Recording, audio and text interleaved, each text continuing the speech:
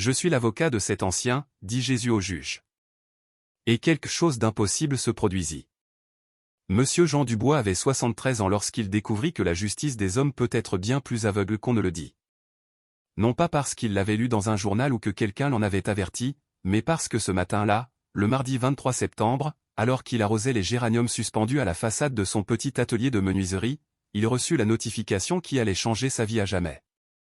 L'enveloppe arriva par un coursier qui attendit à peine que Monsieur Dubois ouvre sa porte en bois massif. Il la déposa dans ses mains tremblantes et repartit aussi vite que celui qui livre une sentence et ne veut pas voir le visage du condamné.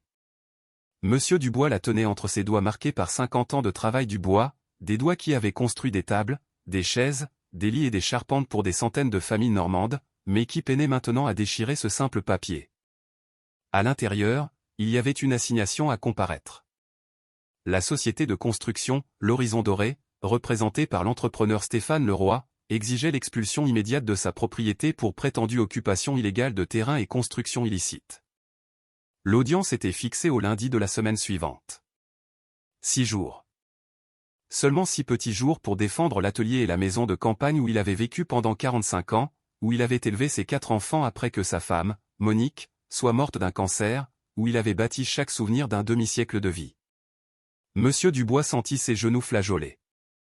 Il s'assit sur son vieil établi, celui-là même qu'il avait construit à l'âge de 28 ans, la notification tremblant dans ses mains. Son petit-fils Léo, âgé de 20 ans, qui vivait avec lui depuis que ses parents avaient émigré en quête de travail, sortit de l'arrière-boutique en entendant le claquement de la porte poussée par le vent. « Papy, qu'est-ce qui se passe ?» demanda Léo, s'approchant avec ce mélange de jeunesse et de responsabilité précoce qu'il avait développé en prenant soin de son grand-père. Monsieur Dubois ne put parler, il tendit simplement le papier vers lui. Léo le lut à voix haute, à chaque mot, la confusion sur son visage se mua en indignation. « Mais c'est de la folie !» s'exclama Léo quand il eut fini de lire. « Cette propriété est à toi depuis avant ma naissance. Tu as les titres de propriété. Je les ai vus. » Monsieur Dubois hocha lentement la tête, des larmes s'accumulant dans ses yeux fatigués. « Je les avais, mon garçon, je les avais. »« Comment ça, tu les avais ?» ?»« Il y a 3 mois, quand je suis allé à l'hôpital pour mon problème au cœur, j'ai laissé tous mes documents importants dans l'atelier. Quand je suis revenu, l'atelier avait été cambriolé. Ils ont pris mes outils, un peu d'argent que j'avais gardé et la boîte en métal où je conservais tous les papiers. »« Mais tu as porté plainte. » ?»« Oui, mais la gendarmerie a dit qu'il était presque impossible de récupérer quoi que ce soit. Et j'étais tellement préoccupé par ma santé, par le paiement des médicaments, que je n'ai pas pensé aux conséquences de la perte de ces titres. » Léo se laissa tomber sur une chaise, mesurant l'ampleur du problème. « Mais l'administration doit avoir des copies. Il y a des registres publics. On peut obtenir des duplicata. J'ai déjà essayé, mon petit. Je suis allé au service de la publicité foncière il y a 2 semaines, quand le voisin m'a averti qu'il avait vu des gens mesurer mon terrain. Mais ils m'ont dit qu'il y a un problème avec les archives, que de nombreux documents de cette époque ont été perdus dans un incendie il y a 10 ans, que mon enregistrement fait partie de ceux qui sont introuvables. Alors comment cette société peut-elle revendiquer ton terrain ? » Monsieur Dubois secoua la tête avec amertume. « Parce que, ils ont des papiers, mon garçon. Des papiers neufs, impeccables, avec des cachets officiels. Ils disent qu'ils ont acheté ce terrain il y a 2 ans et que je suis un occupant sans droit ni titre qui squatte leur propriété. » L'incrédulité sur le visage de Léo était totale. « Un squatteur ? Tu es ici depuis 1978. Tout le village de Saint-Martin-du-Tertre te connaît. Tout le monde sait que c'est ta propriété. Je sais, mon fils. Mais apparemment, devant les tribunaux, les papiers valent plus que 45 ans de vie passée à un endroit. » Cette nuit-là, Monsieur Dubois ne put dormir. Il resta assis sur son banc de menuisier, entouré des outils qu'il avait réussi à remplacer peu à peu après le vol, contemplant les murs de son atelier qu'il avait lui-même construit. Chaque poutre, chaque planche, chaque clou avait été posé de ses propres mains. Sur ces murs étaient accrochées des photos de ses 4 enfants, encore petits, l'aidant dans l'atelier. Des photos de sa femme Monique souriant en balayant la sueur du sol. Des photos de clients satisfaits des meubles qu'il leur avait fabriqués. Comment quelqu'un pouvait-il dire que tout cela n'était pas à lui? Comment de faux papiers pouvaient-ils avoir plus de poids qu'une vie entière de travail honnête?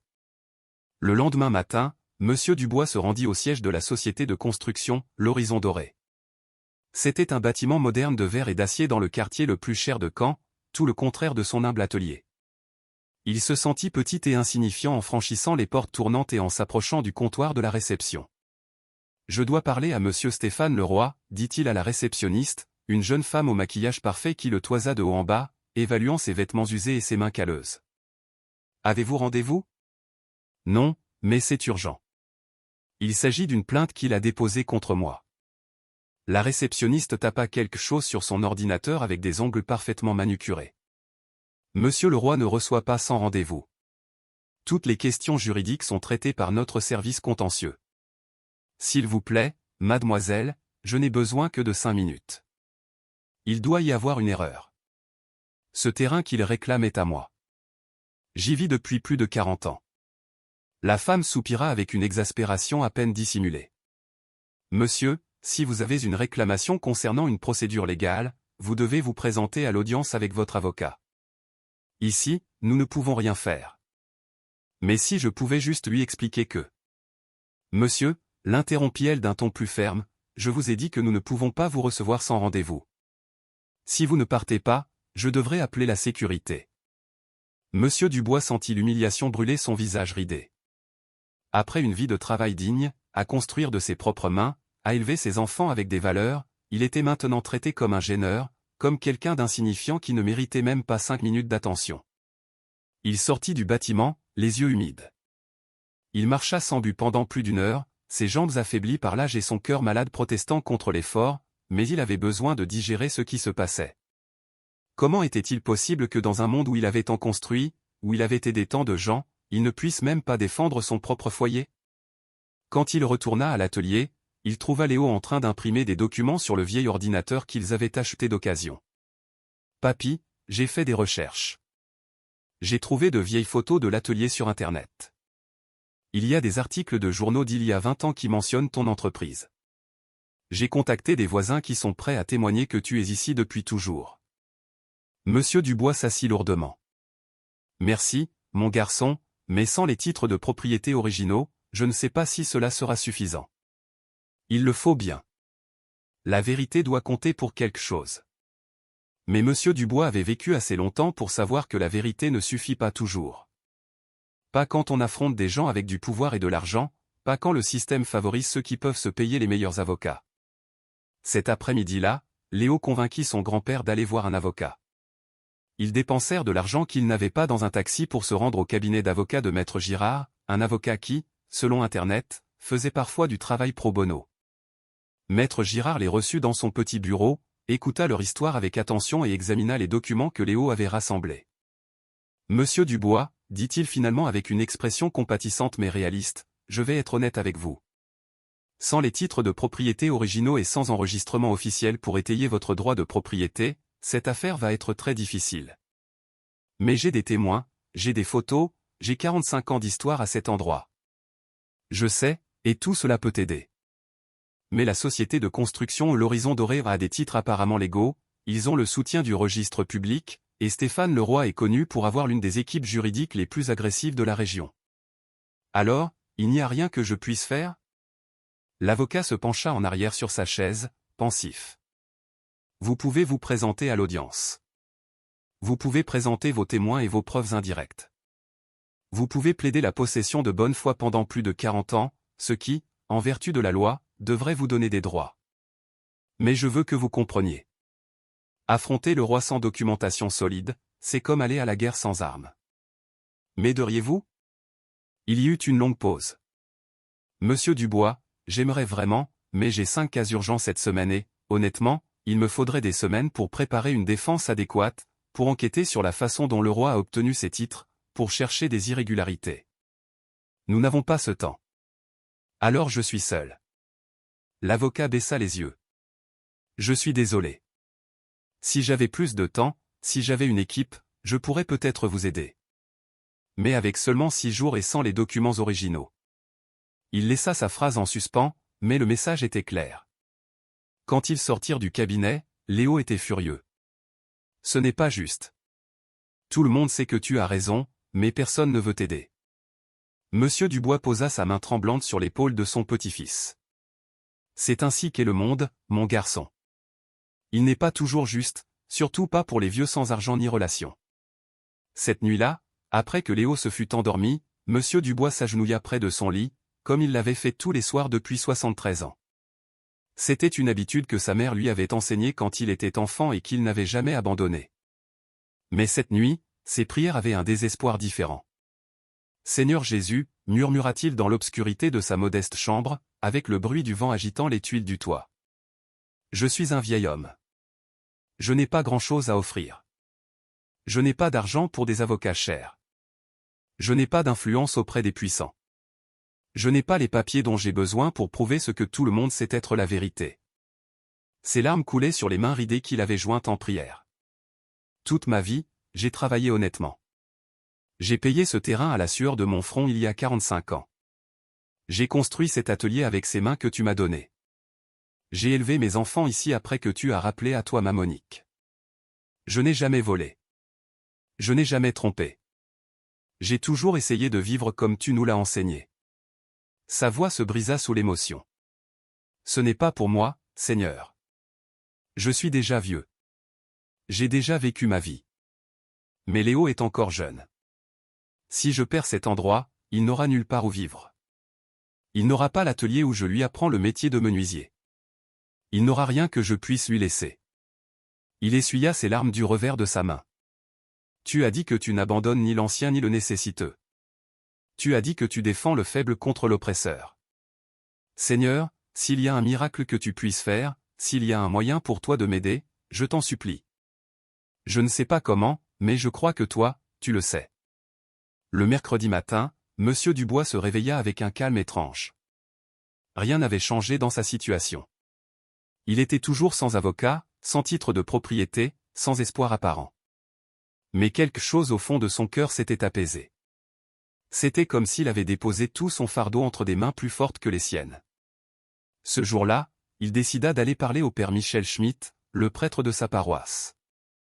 Il le connaissait depuis 30 ans et il avait toujours été un homme de sagesse et de réconfort. « Frère Jean », lui dit le père après avoir écouté toute son histoire, en tenant les mains du vieil homme entre les siennes, « parfois Dieu permet que nous traversions des vallées obscures, non pas parce qu'il nous a oubliés, mais parce qu'il veut nous montrer qu'il est notre seule vraie lumière. Je ne sais pas comment il va résoudre cela, mais je sais une chose avec certitude, Dieu n'a pas oublié ta fidélité. Mais, mon père, et si je perds tout ? Et si c'est simplement la fin de mon temps à cet endroit ? » Le père Michel serra ses mains plus fort. « Jean, je suis prêtre depuis 45 ans. J'ai vu des choses qui défient toute explication. J'ai vu Dieu rendre justice quand tout le monde pensait que c'était impossible. Ta foi n'est pas vaine. Va à cette audience. Dis la vérité et laisse Dieu être Dieu. » Le jeudi, Monsieur Dubois passa la journée à se préparer pour l'audience. Léo lui avait fait prêter un costume qui lui allait un peu grand, mais qui était présentable.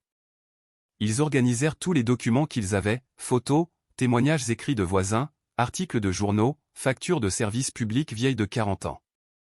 Ce n'étaient pas les titres dont ils avaient besoin, mais c'était tout ce qu'ils avaient.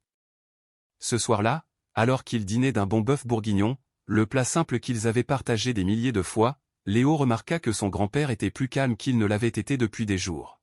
« Papy, tu n'as pas peur ?» Monsieur Dubois sourit avec cette sagesse qui ne vient que d'une longue vie et d'une foi profonde. « Bien sûr que j'ai peur, mon garçon, mais j'ai aussi la paix. J'ai tout mis entre les mains de Dieu. S'il veut que je reste, je resterai. S'il a d'autres plans, je suis convaincu qu'ils seront bons, même si je ne les comprends pas maintenant. Crois-tu vraiment que Dieu peut faire quelque chose ? Mon garçon, quand tu as 73 ans et que tu as vu tout ce que j'ai vu, tu apprends que Dieu peut tout faire. Le problème n'est jamais de savoir s'il peut, le problème est de savoir si nous croyons qu'il le fera. » Le vendredi soir, Monsieur Dubois dormit à peine. Il resta éveillé à regarder les photos sur sa table de chevet. Sur l'une d'elles, Monique tenait leur fils aîné nouveau-né, debout devant l'atelier fraîchement construit. Sur une autre, les 4 enfants l'aidaient à charger du bois, tous souriants. Sur la plus récente, Léo apprenait à utiliser le rabot, perpétuant la tradition familiale. « Monique, » murmura-t-il dans l'obscurité, « demain, je vais défendre ce que nous avons construit ensemble.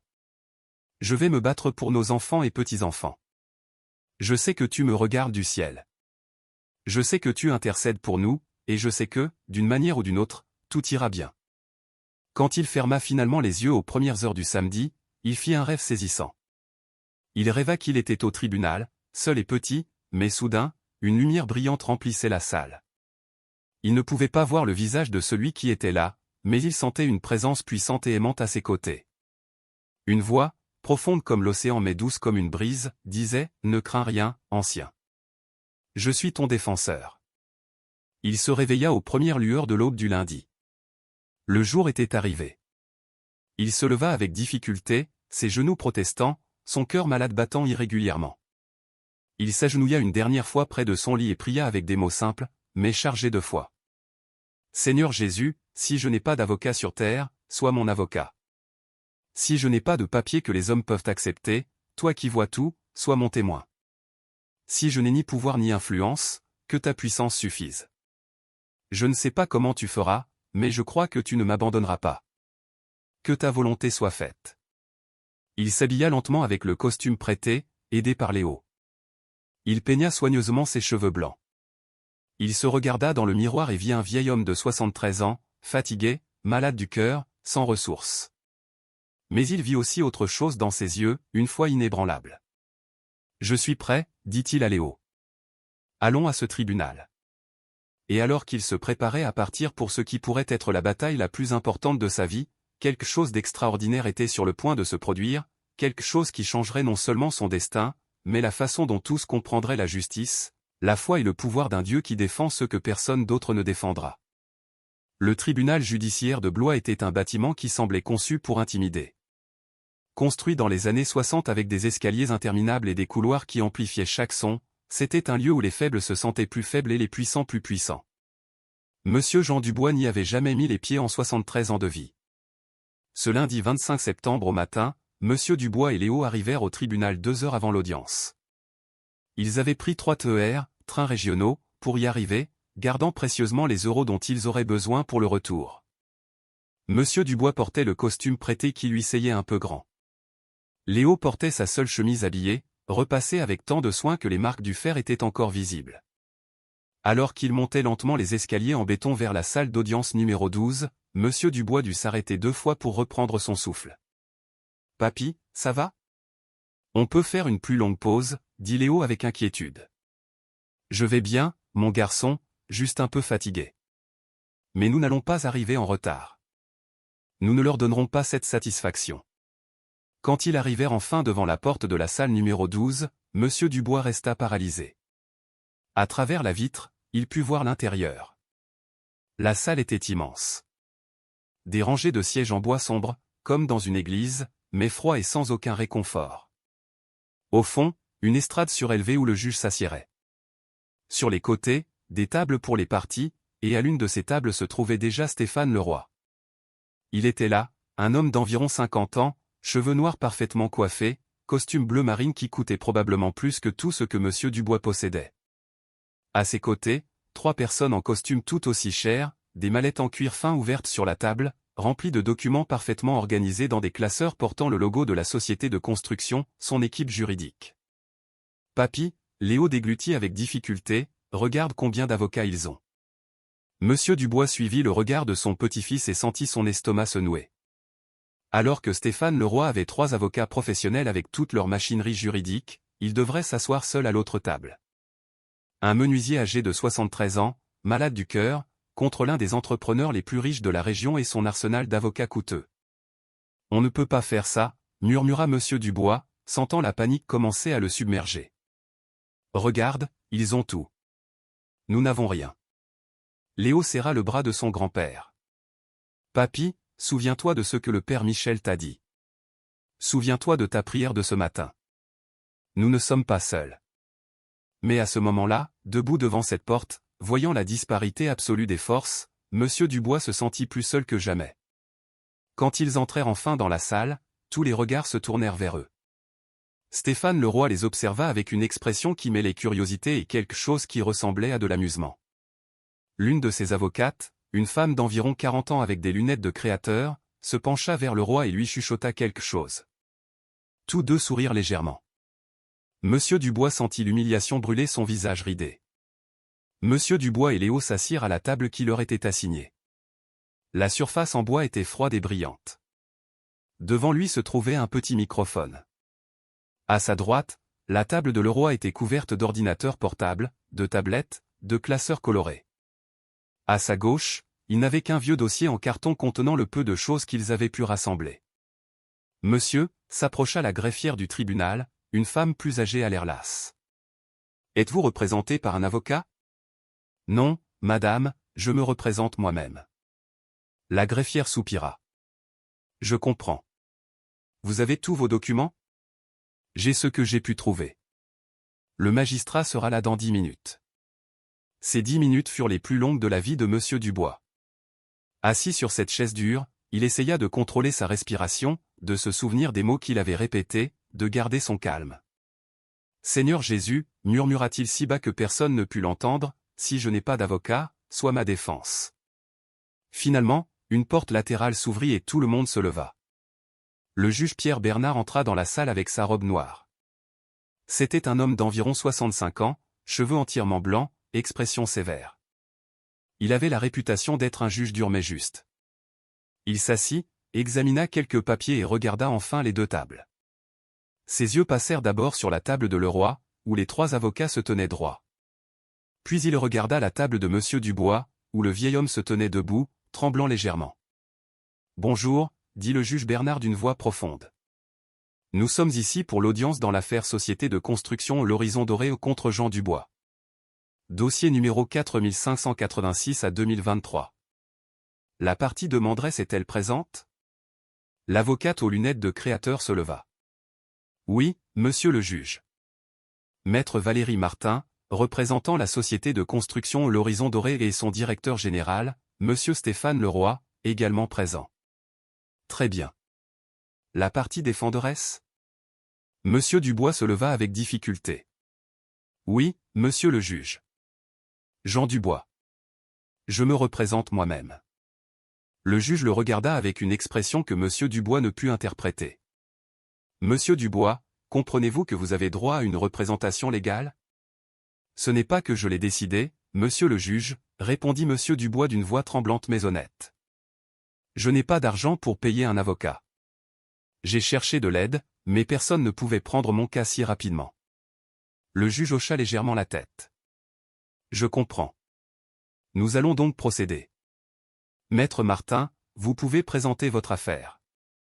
L'avocate se leva avec l'assurance de celle qui a gagné des dizaines d'affaires similaires. Un grand écran s'illumina sur le mur latéral. C'était une présentation professionnelle avec des photos satellites et des cartes. Monsieur le juge, commença-t-elle d'une voix claire et professionnelle, le cas que nous présentons aujourd'hui est regrettable, mais juridiquement clair. Monsieur Jean Dubois occupe illégalement une propriété qui appartient légitimement à la société de construction L'Horizon Doré depuis environ 2 ans. Monsieur Dubois sentit son cœur s'accélérer. Mais Monsieur Dubois, l'interrompit le juge d'une voix ferme, vous aurez votre tour de parole. Veuillez garder le silence pendant que l'autre partie présente son cas. Maître Martin continua, cliquant sur sa télécommande. L'écran montra maintenant un document avec des cachets officiels. Comme vous pouvez le voir, la société de construction L'Horizon Doré a légalement acquis cette propriété par acte authentique numéro 3240, enregistré devant notaire et au service de la publicité foncière il y a exactement 2 ans et 3 mois. La propriété en question est située au 223, rue de la Liberté, à Saint-Martin-du-Tertre. Selon nos registres, monsieur Dubois occupe cette propriété sans aucun titre légal. Elle parla pendant encore 20 minutes, présentant des documents, montrant des photos prises par des drones, citant des articles du Code civil. Tout était si professionnel, si convaincant. Quand elle eut terminé, elle se tourna vers monsieur Dubois avec une expression de fausse compassion. Monsieur le juge. Nous comprenons que monsieur Dubois est une personne âgée. Nous comprenons qu'il puisse y avoir confusion de sa part, mais la loi est claire. Elle s'assit, clairement satisfaite. Stéphane Leroy lui donna une petite tape approbatrice sur le bras. Le juge Bernard s'adressa alors à monsieur Dubois. Monsieur Dubois, c'est maintenant votre tour. Qu'avez-vous à dire pour votre défense? Monsieur Dubois se leva, les jambes tremblantes. Monsieur le juge, commença-t-il, et sa voix sembla faible et chevrotante, tout ce que cette avocate vient de dire est un mensonge. J'ai acheté ce terrain il y a 45 ans. Je l'ai payé entièrement avec le travail de mes mains.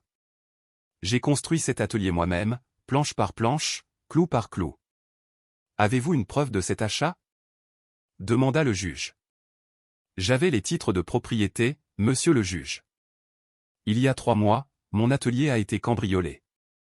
Ils ont emporté la boîte en métal où je gardais tous mes documents importants, y compris les titres. Avez-vous déposé une plainte pour ce vol? Oui, monsieur le juge, en voici la copie. Monsieur Dubois sortit le papier de la plainte et le tendit à la greffière. Le juge examina brièvement le document. Je vois. Et avez-vous tenté d'obtenir des copies du service de la publicité foncière? Des larmes commencèrent à monter aux yeux de monsieur Dubois. Oui, monsieur le juge. J'y suis allé, mais on m'a dit que beaucoup d'archives de cette époque avaient été perdues dans un incendie il y a 10 ans, que le registre de ma propriété fait partie de ceux qui sont introuvables. Maître Martin se leva immédiatement. Monsieur le juge, avec tout le respect que je vous dois, l'histoire de monsieur Dubois, bien qu'émouvante, ne constitue pas une preuve légale. Nous avons présenté une documentation officielle certifiée. Si monsieur Dubois avait des documents, il aurait dû mieux les conserver. Le juge regarda monsieur Dubois. Monsieur Dubois, avez-vous d'autres documents? Monsieur Dubois ouvrit son dossier en carton. Il sortit tout ce qu'il avait, de vieilles photos, des articles de journaux, des témoignages écrits de voisins, quelques vieilles factures. Il tendit le tout à la greffière, qui le transmit au juge. J'ai ça, monsieur le juge. Voici des photos d'il y a 30 ans, 20 ans, 10 ans. Elles montrent toutes que j'ai été à cet endroit. Voici un article d'il y a 25 ans du journal local parlant de mon atelier. Voici des lettres de voisins. Le juge examina les papiers pendant plusieurs minutes. Ces documents montrent que vous avez eu une présence à cet endroit pendant de nombreuses années, admit le juge. Mais, monsieur le juge, intervint maître Martin, la présence physique n'équivaut pas à la propriété légale. De plus, continua-t-elle en sortant un autre document de sa mallette, je voudrais présenter cette déclaration sous serment de monsieur Patrick Brun, qui, selon nos registres, était le propriétaire enregistré de cette propriété depuis 1985 jusqu'à ce qu'il la vende à mon client il y a 2 ans. Monsieur Dubois sentit le monde s'effondrer. Mais ce n'est pas possible. J'ai acheté directement à monsieur Georges Leroy en 1978. Je n'ai jamais entendu parler d'un monsieur Brun. Le juge se frotta l'arête du nez. Il était visiblement en difficulté. D'un côté, une documentation légale claire. De l'autre, un vieil homme avec des décennies de preuves circonstancielles. Monsieur Dubois, dit-il finalement, je comprends votre position. Cependant, sans titre de propriété enregistré, la loi me lie les mains. Monsieur le juge, s'il vous plaît, la voix de monsieur Dubois se brisa. C'est ma maison, c'est mon atelier. C'est tout ce que j'ai. Léo se leva de son siège, des larmes coulant sur son visage. Monsieur le juge, s'il vous plaît. Tout le village sait que cet atelier appartient à mon grand-père. Je peux amener 50 témoins qui le confirmeront. Jeune homme, dit le juge avec fermeté mais non sans compassion, asseyez-vous. Ce n'est pas la façon de procéder. Léo se rassit, mais ses larmes continuaient de couler. Le juge Salinas regarda les documents devant lui. Je vais. Mais avant qu'il ne puisse terminer sa phrase, quelque chose d'extraordinaire se produisit. Monsieur Dubois, qui s'était jusqu'alors agrippé à la table, s'agenouilla soudainement. Là, au milieu du tribunal, le vieil homme de 73 ans s'agenouilla avec difficulté et leva ses mains ridées vers le ciel. « Seigneur Jésus, dit-il d'une voix forte et claire, sans plus se soucier du protocole. Tu connais la vérité. Tu étais là quand j'ai acheté ce terrain il y a 45 ans. Tu as vu chaque planche que j'ai posée. Tu as vu comment j'ai élevé mes enfants ici après que tu as rappelé à toi ma Monique. Si je n'ai pas d'avocat ici, sois mon avocat. Si je n'ai pas de papier que ces hommes peuvent voir, sois mon témoin. Parce que je sais que tu défends l'ancien. Je sais que tu ne permets pas que le riche opprime le pauvre pour toujours. » Le silence dans la salle était absolu. Maître Martin regardait la scène avec un mélange de malaise et d'agacement professionnel. Stéphane Leroy fronça les sourcils avec irritation. Et puis, quelque chose que personne dans cette salle n'oublierait jamais se produisit. Le juge Bernard, qui était sur le point de rendre son jugement en faveur de la société de construction, se figea complètement. Ses yeux s'écarquillèrent, comme s'il voyait quelque chose que personne d'autre ne pouvait voir. Son visage, qui avait été sévère et professionnel, afficha soudain une expression de profond étonnement mêlée à quelque chose qui ressemblait à de la crainte révérentielle. Car le juge Pierre Bernard, à cet instant précis, entendit une voix. Ce n'était pas une voix qui venait de la salle. C'était une voix qui résonnait à l'intérieur de sa poitrine, claire comme du cristal, puissante comme un tremblement de terre, mais en même temps douce et pleine d'autorité. Je suis l'avocat de cet ancien. Le juge s'agrippa à son bureau, ses jointures blanchissant. Il regarda autour de lui, cherchant la source de cette voix, mais personne d'autre ne semblait l'avoir entendue. Le juge Bernard avait entendu, et à cet instant, il sentit comme si une présence remplissait toute la salle. Il resta silencieux pendant ce qui parut être des minutes. Quand il parla enfin, sa voix tremblait légèrement. Nous allons prendre une suspension d'audience de 45 minutes. Il frappa son marteau et se leva rapidement, sortant de la salle par la porte latérale sans un regard en arrière. Les avocats de la société de construction se regardèrent, confus. Monsieur Dubois se releva avec l'aide de Léo, sans comprendre ce qui venait de se passer. Mais dans son cœur, il sentait une étincelle d'espoir. Dans son bureau privé, le juge Pierre Bernard se laissa tomber sur sa chaise, les mains tremblant de manière incontrôlable. En 35 ans de carrière, il n'avait jamais rien vécu de tel. Il avait été élevé dans la foi, mais avec les années, il était devenu sceptique, pragmatique. La loi était la seule chose concrète. Mais ce qu'il venait de vivre ne pouvait s'expliquer par aucune loi terrestre. Rends la justice sans crainte. Il entendit de nouveau cette voix résonner en lui. Ce n'était pas son imagination. Il s'agenouilla près de son bureau, chose qu'il n'avait pas faite depuis son enfance. « Dieu, murmura-t-il d'une voix brisée, si c'est vraiment toi, si tu es vraiment là, j'ai besoin que tu me montres la vérité. Car je ne peux juger qu'avec les documents que je vois, mais toi, tu vois tout. » Les 45 minutes de suspension d'audience parurent une éternité. Monsieur Dubois et Léo restèrent assis, priant en silence. De l'autre côté de la salle, Stéphane Leroy et ses avocats discutaient à voix basse, déconcertés mais pas inquiets. Maître Martin s'approcha brièvement de la table de Monsieur Dubois. « Monsieur Dubois, comprenez que nous appliquons la loi. Si vous aviez vraiment acheté cette propriété, vous auriez dû mieux garder vos documents. Le juge n'a d'autre choix que de statuer en faveur de mon client. » Monsieur Dubois leva les yeux vers elle. Il y avait de la fatigue dans son regard, mais aussi une paix profonde. « Je sais que cette propriété est à moi. Et Dieu le sait aussi. En fin de compte, c'est ce qui importe. » L'avocate sourit avec un mélange de pitié et de supériorité. « La foi est une belle chose, monsieur, mais les tribunaux ne fonctionnent pas avec des croyances religieuses, ils fonctionnent avec des preuves documentaires. » Ce qu'aucun d'eux ne savait, c'est qu'à ce moment précis, dans le bureau du juge, quelque chose de complètement inexplicable se produisait. Le juge Bernard avait tenté de se calmer. Il avait essayé de se convaincre que la voix était le produit du stress. Il tenta de réexaminer les documents de l'affaire sur son ordinateur. Tout indiquait clairement une seule direction. Il était sur le point de fermer le dossier lorsque son ordinateur se comporta de manière anormale. L'écran clignota. Le curseur se mit à bouger tout seul, comme contrôlé par une main invisible. Le juge recula brusquement, observant avec une incrédulité absolue l'ordinateur ouvrir un dossier différent, un fichier du système interne du tribunal, protégé par de multiples mots de passe. Il s'ouvrit de lui-même, révélant de très anciens documents numérisés. Et puis il le vit. C'était un acte de vente. Il était numérisé dans le système du tribunal lui-même, archivé il y a exactement 45 ans. Le document montrait clairement le nom de Jean Dubois comme acheteur, le nom du vendeur, Monsieur Georges Leroy, la description exacte de la propriété au 223, rue de la Liberté, et le cachet officiel du notaire daté du 15 juin 1978. Le cœur du juge Bernard cessa littéralement de battre pendant une seconde. Ce document ne devrait pas être là. Personne ne l'avait mentionné. Avec des mains si tremblantes qu'il pouvait à peine tenir le téléphone, le magistrat passa un appel interne. « Nicolas, j'ai besoin que vous veniez immédiatement dans mon bureau. C'est urgent. » 3 minutes plus tard, Nicolas Moreau, chef des archives du tribunal depuis 30 ans, entra dans le bureau. « Nicolas, s'il vous plaît, expliquez-moi ça. Le juge tourna son écran vers l'archiviste. Nicolas s'approcha, ajusta ses épaisses lunettes et examina le document. Son visage, habituellement calme, devint livide. Monsieur le juge, je n'ai aucune idée de comment ceci est arrivé ici. Que voulez-vous dire?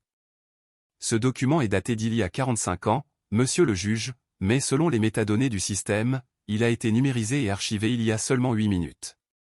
Le silence dans le bureau était si profond qu'on pouvait entendre le bourdonnement de l'ordinateur. C'est absolument impossible, murmura le juge. Je le sais, monsieur le juge. Mais regardez ici. Nicolas montra le coin inférieur de l'écran. La date de téléversement est 9h52. Il est 10h pile. Et il n'y a aucun utilisateur enregistré. Le champ téléversé paraît vide. Comment est-ce possible? Ce n'est pas possible, monsieur le juge. Notre système ne le permet pas. C'est comme si ce fichier était apparu tout seul. Le juge Bernard sentit un frisson parcourir sa colonne vertébrale. Il se souvint de la voix, des paroles de monsieur Dubois à genoux. Nicolas, imprimez ce document et cherchez dans les archives physiques s'il existe une copie originale. Nicolas sortit presque en courant. Le juge resta seul, regardant l'écran. 10 minutes plus tard, Nicolas revint avec 4 feuilles imprimées et une expression d'étonnement complet. Monsieur le juge, ceci n'a aucun sens logique. Qu'avez-vous trouvé? Le dossier physique. Ce dossier était catalogué comme perdu dans l'incendie d'il y a 10 ans. Nous l'avons cherché de manière exhaustive pendant des mois à l'époque. Il n'est jamais apparu. Il figure sur la liste officielle des dossiers détruits.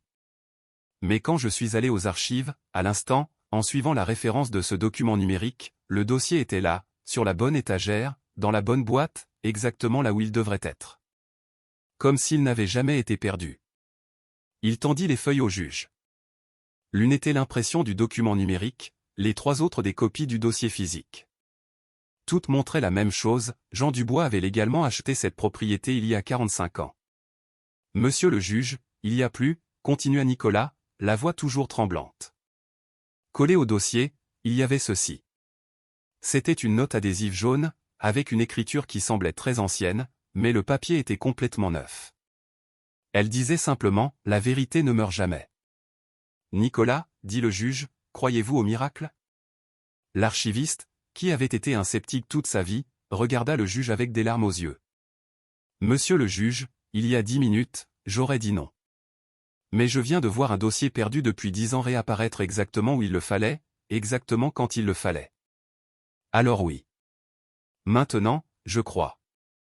Quand le juge Bernard retourna dans la salle d'audience, tout le monde remarqua que quelque chose avait changé. Il y avait de l'étonnement, de la crainte et une détermination absolue dans ses yeux.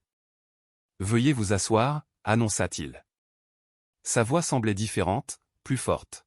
« Avant de rendre ma décision, j'ai besoin de faire quelques clarifications importantes. Maître Martin, vous avez présenté des actes qui montrent que la société de construction L'Horizon Doré est la propriétaire. Est-ce exact? C'est exact, monsieur le juge. Et pouvez-vous me dire de qui votre client a acquis cette propriété? D'après nos registres, monsieur Patrick Brun. Je vois. C'est intéressant, parce que j'ai ici un document qui vient d'être, disons, découvert dans les archives de ce tribunal. Il leva les feuilles imprimées. Ce document est un acte de vente original.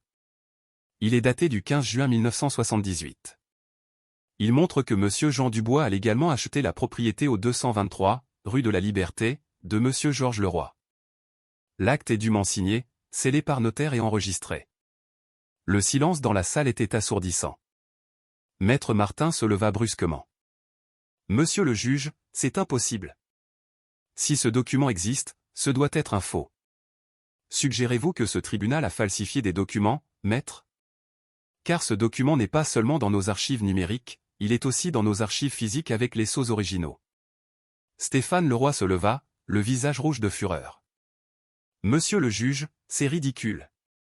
Je demande une suspension pour vérifier l'authenticité de ce prétendu document.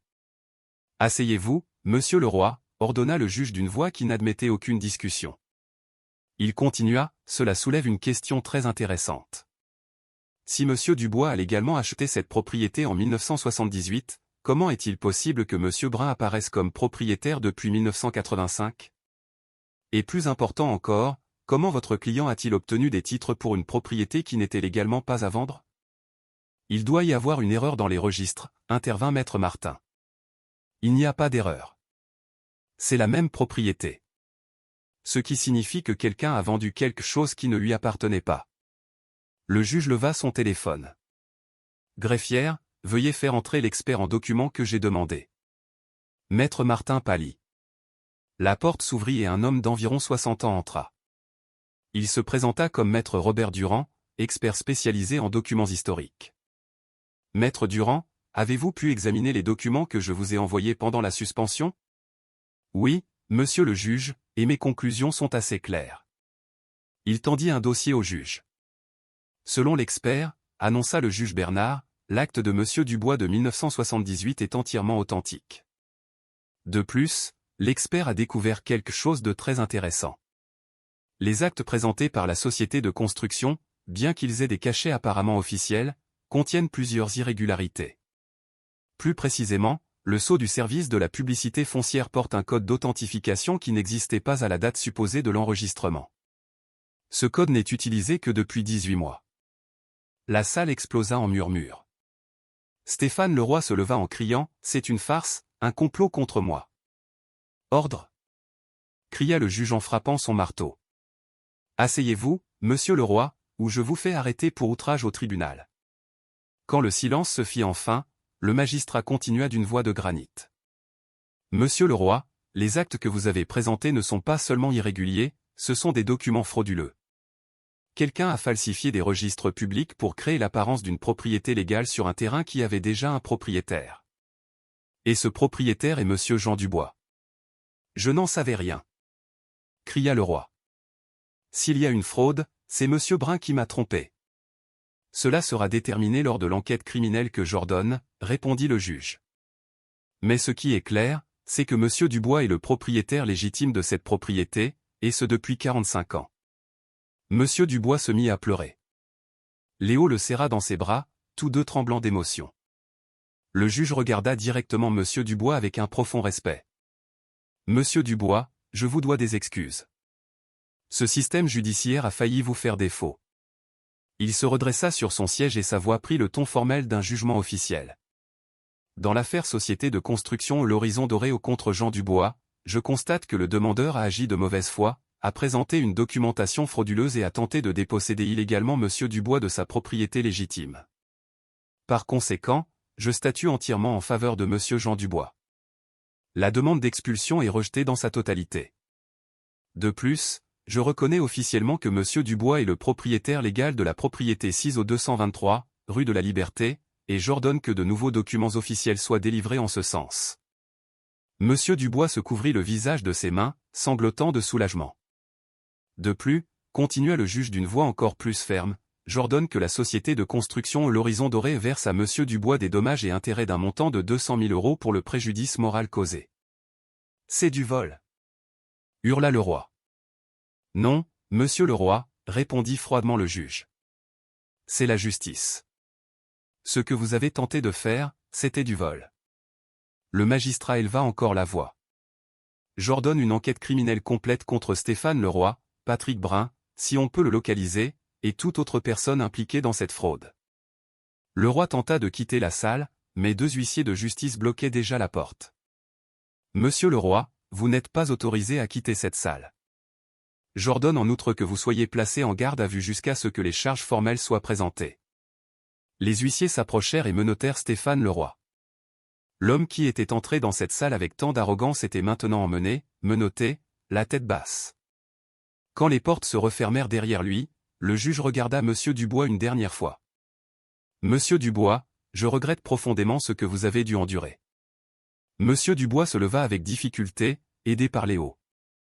Merci, monsieur le juge. Merci d'avoir écouté. Merci d'avoir cherché la vérité. Le juge secoua lentement la tête et, pour la première fois en 35 ans de carrière, sa voix se brisa légèrement sous l'émotion. Ne me remerciez pas, monsieur Dubois. Je ne suis qu'un instrument. Vous avez demandé un avocat, et quelqu'un de bien plus puissant que n'importe quel avocat terrestre a répondu à votre appel. J'ai seulement eu le privilège d'en être le témoin. Et en prononçant ces mots, le juge Pierre Bernard leva les yeux, comme s'il pouvait voir à travers le plafond vers quelque chose d'infiniment plus grand. Car le juge connaissait la vérité. Il avait entendu cette voix, il avait vu des documents impossibles apparaître de nulle part, il avait été témoin de la transformation d'une cause perdue en une victoire absolue. Il avait vu la main de Dieu agir dans son tribunal. Et tandis que M. Dubois et Léo sortaient de la salle, enlacés et pleurant de joie, sous les applaudissements des personnes présentes, une vérité restait gravée dans le cœur de tous ceux qui avaient été témoins de ce jour, lorsque Jésus se présente comme avocat, aucune puissance terrestre ne peut prévaloir contre sa justice. La nouvelle se propagea comme une traînée de poudre. Le soir même, toute la région parlait de ce qui s'était passé au tribunal judiciaire de Blois. Ce qui captivait l'imagination de tout n'était pas les détails juridiques, mais l'inexplicable. Monsieur Dubois et Léo sortirent du tribunal entourés de journalistes. « Je veux juste dire une chose », commença Monsieur Dubois d'une voix tremblante mais claire. « Quand vous êtes complètement seul, quand vous n'avez plus de force, quand vous avez épuisé toutes les options humaines, Dieu est toujours là. Il écoute, il voit et il agit. Alors, vous croyez que Dieu est intervenu personnellement dans votre cas ? » Monsieur Dubois regarda droit dans les caméras avec une conviction absolue. « Je ne le crois pas. Je le sais. Parce que j'étais là. Je me suis agenouillé pour demander un avocat, et Jésus-Christ lui-même s'est présenté pour me défendre. » Les images de cette interview devinrent virales. Ce soir-là, lorsque M. Dubois et Léo arrivèrent enfin à leur atelier, ils trouvèrent la petite cour remplie de voisins qui les attendaient avec de la nourriture, des fleurs et des larmes de joie. Il y avait des crêpes, des baguettes, et un plateau de fromage. Quelqu'un avait acheté un gâteau avec l'inscription « La justice de Dieu prévaut ». De la musique de variété française jouait doucement. Le père Michel s'approcha de M. Dubois, des larmes coulant sur son visage. « Frère Jean, dit-il d'une voix brisée, j'ai prêché sur les miracles des milliers de fois, mais aujourd'hui, j'ai assisté à un miracle de mes propres yeux. » L'enquête sur « L'Horizon doré » mit à jour 23 autres cas de fraude. Le juge Bernard rendit visite à M. Dubois dans son atelier. « Jean, lui dit-il, quand vous vous êtes agenouillé dans ma salle d'audience, j'ai entendu une voix. Aussi claire que si quelqu'un était à côté de moi. Elle a dit, je suis l'avocat de cet ancien. Ce jour-là, Dieu m'a parlé directement. Vous n'avez pas seulement retrouvé votre propriété, vous m'avez retrouvé moi. J'ai retrouvé ma foi. » Monsieur Dubois reçut le chèque de 200 000 €. Il réunit sa famille.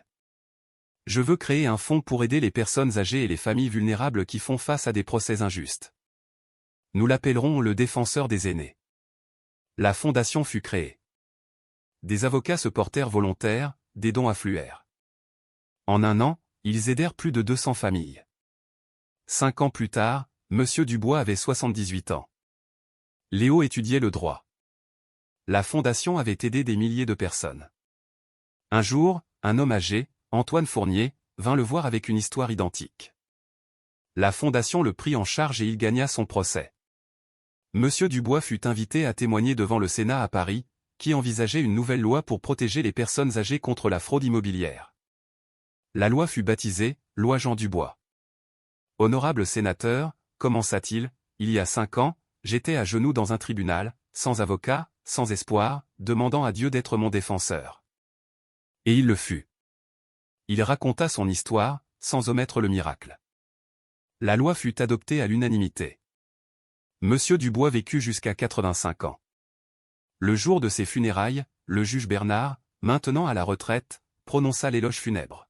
« Jean Dubois, dit-il d'une voix brisée, nous a enseigné que lorsque Jésus est votre avocat, le verdict est déjà décidé. » La fondation Le Défenseur des aînés, désormais dirigée par Léo, continua de croître. Mais l'héritage le plus important de Monsieur Dubois n'était ni dans les lois ni dans les chiffres. Il résidait dans le cœur de tous ceux qui avaient entendu son histoire et se souvenaient que Dieu opère encore des miracles, qu'il défend toujours les faibles, et que lorsque Jésus est votre avocat, lorsque le Créateur de l'univers se présente au tribunal en votre faveur, alors l'impossible devient possible, la vérité est révélée et la justice prévaut. Pas parce que nous sommes dignes, mais parce que nous servons un Dieu fidèle, un Dieu juste, un Dieu qui tient ses promesses. Et cette vérité, plus que toute victoire juridique, est le véritable et éternel héritage de Monsieur Jean Dubois.